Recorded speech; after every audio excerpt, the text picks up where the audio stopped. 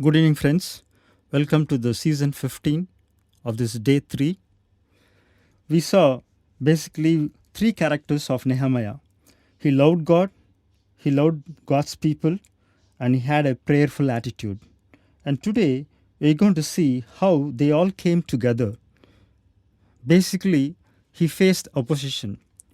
There are two guys in this whole chapters who are the villains. One is Sanballat, another one is Tobiah. These are the two villains in Nehemiah's life. We're not going to waste our time looking into the origin of these two people. Rather, we will see how Nehemiah faced them.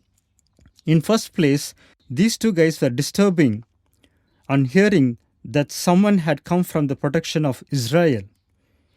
A disturbed person will disturb others. In 2:19, we see they laughed and despised, saying, "What is it you are doing? Will you rebel against the king?" Need to mention here that Nehemiah got king's permission and full provision and support for this work. I will read Nehemiah 4:2. What do these feeble Jews? Will they fortify themselves? Will they sacrifice? Will they make an end in a day? Will they revive the stones out of the heaps of the rubbish which are burnt? What are they building? Even if a fox goes on it, and the fox will break down the stone wall.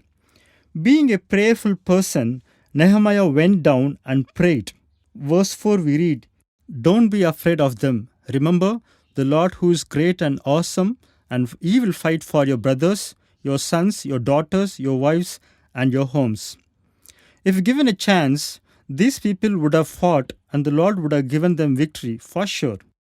But what they did is, they came together and they blocked the places of enemies' entry points.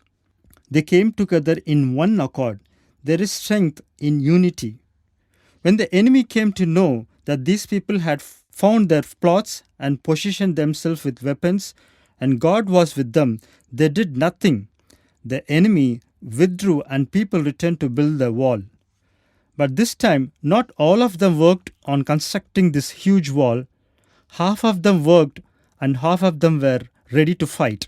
Even those who built the wall, they worked with one hand holding a weapon. On the other hand, they worked. There is strength in unity. When our enemy attacks us, we need to come together. What are the things that are holding us to come together? We just have to look at it. We are living in the times where husband and wives are separated, churches are getting split, teams are getting split, and families are being separated.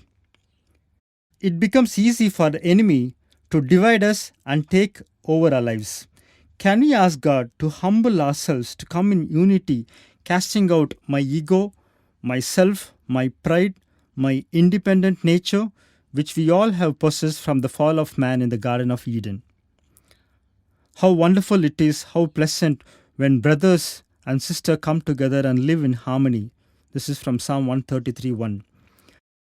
Friends, Satan has devised his plans from the beginning to divide us. This is happening in our families, in our churches, in our working places, wherever we are.